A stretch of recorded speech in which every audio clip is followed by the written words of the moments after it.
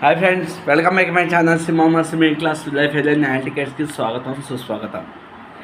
ఎప్పుడు చేసే వీడియో ఈరోజు కొత్తగా నేను ఏం చెప్పగలను. కొత్తగా కొన్ని పాయింట్స్ వచ్చాయి, సినిమా పాయింట్స్.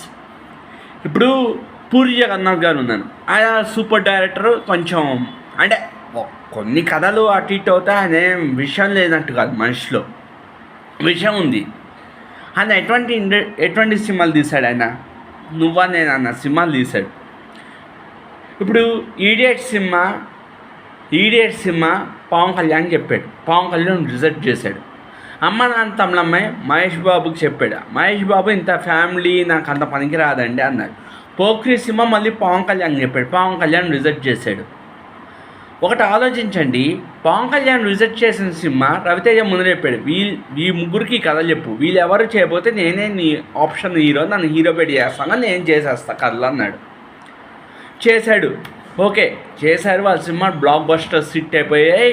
హిట్ చాలా పెద్ద హిట్ అయింది. పోక్రీ పెద్ద బ్లాక్ బస్టర్ హిట్. మీరు ఇక్కడ ఒక లాజిక్ ఆలోచించలేరు ఎవరు. పవన్ కళ్యాణ్ రిజెక్ట్ చేసిన మూవీస్ అదర్ హీరోస్ చేస్తూ బ్లాక్ బస్టర్ హిట్ కొట్టారు.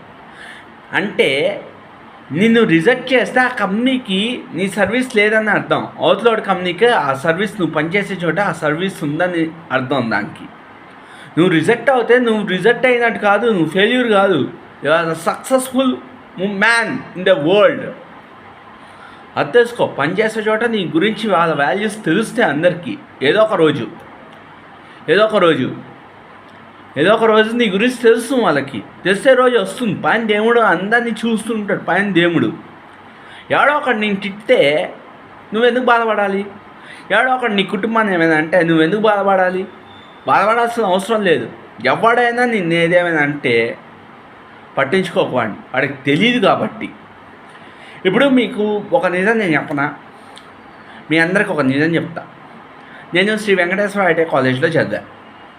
నన్ను ఏమన్నా మీకు తెలుసా, వీడియో వేస్ట్ గాడు. అది ఎప్పుడు బయటకు వచ్చింది తెలుసా?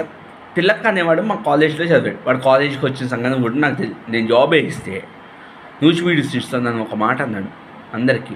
సార్ నాకు వీడి జాబ్ ఇచ్చాడు, డబ్బులు ఇచ్చాడు, అన్నీ వాడు నాకు చేశాడు. కానీ మా కాలేజ్ వాళ్ళు ఒక మాట చెప్పారు, సార్ వీడి ఇక్కడ ఉద్యోగం చేయడం, అభివృద్ధిలో రావడం మా కాలేజ్లో ఎవరికి ఇష్టం లేదు, మా కాలేజ్లో చదవడం మాకు ఇష్టం లేదు. నేను వాళ్ళు బ్రతిమాలుతుండగా వదిలేసి వచ్చా.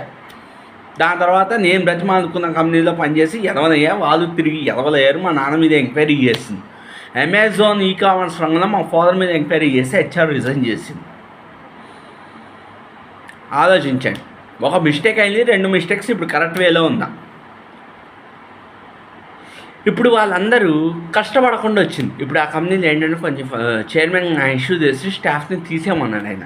80% స్టాఫ్, అందులో ఒక్కడే ఒక జాబ్ పోయింది. ఆడు మా కాలేజ్ ఒకటే. ఫస్ట్ ఆడు నాకు ఫోన్ చేశాడు, నేను హైదరాబాద్ వస్తున్నాను. నువ్వు కాలేజ్ స్టోప్ అయితే నువ్వు పైన జాబ్ వెతుక్కో. నువ్వు నన్ను రిజెక్ట్ చేసుకున్నప్పుడు మళ్ళీ నువ్వు నా దగ్గరికి ఎందుకు రావడం? అంటే నీ దగ్గర సర్టిఫికేట్ ఉంది, నువ్వు కాలేజ్ స్టోప్ అనే పేరు తప్ప నీ దగ్గర ఏం లేదు. మాకు ఆ కాలేజ్ వాళ్ళే అందరికీ గొప్పలు చెప్పుకున్నారు, ఇక్కడ చదివితే జాబ్స్ వస్తాయి, మెయిల్స్ వేసేస్తారని. 2 ఫోన్ కాల్స్ వాళ్ళ లైఫ్ ఏంటో తెలిసింది. దాని ఎఫెక్ట్ కూడా నాకు వచ్చింది. అటు తిరిగి నా సర్టిఫికేట్ ఇవ్వలే, తెగ తిప్పించుకున్నాను. నా సర్టిఫికేట్ ఇవ్వకుండా పోలీస్ స్టేషన్లో పోలీస్ కేసు పెట్టి నా సర్టిఫికేట్ నేను తీసుకున్నాను. దాని రిజల్ట్ కూడా నేనే అనుభవించాను. ఏకంగా ఆ కంపెనీ నూచివీడి శ్రీ సత్యార్ గారు ఆయన యాక్సిడెంట్ కొలాప్స్ అయ్యారు. ఆయన ఏకంగా వార్నింగ్ ఇచ్చాడు కాలేజ్కి, ఇంకోసారి ఇలాంటి ఇష్యూస్ నా నోటీస్కి వచ్చినా ఎవరైనా మీ కాలేజ్ తరఫున మా దగ్గరకు వస్తే కాలేజ్ అడ్రస్ రాసుకుని పేర్లు రాసుకుని పోలీస్ కేసు పెడతా అన్నాడు ఆయన. మేము ఎవరికి మెయిల్ వేయలే, మీరు ఎవరో మాకు తెలీదు, ఫ్రెండ్స్ అని చెప్పుకుందాం. మా ఫస్ట్ టైం వచ్చింది వాళ్ళ నోటీస్కి, వాళ్ళు ఏం పెద్ద పట్టించుకోలేదు, రిప్లై ఇవ్వలే వాటికి. సెకండ్ టైం నేను తీసుకెళ్ళా. ఇప్పుడు చెప్పా, థర్డ్ టైం ఎవరైనా మీ కాలేజ్ నుంచి మా దగ్గరకు వచ్చారనుకోండి, పోలీస్ కేసు పెడతాం కాలేజ్ మీద, మేము స్టాఫ్ని తీసేయడం మొదలెట్టాం, చైర్మన్ ఆర్డర్ అన్నారు. వాడు లబోదిబో అన్నాడు. ఎందుకంటే వాడు జాబ్ పోయి 2 months అవుతుంది, అన్ఎక్స్పెక్టెడ్గా వాళ్ళ నాన్న చచ్చిపోయాడు.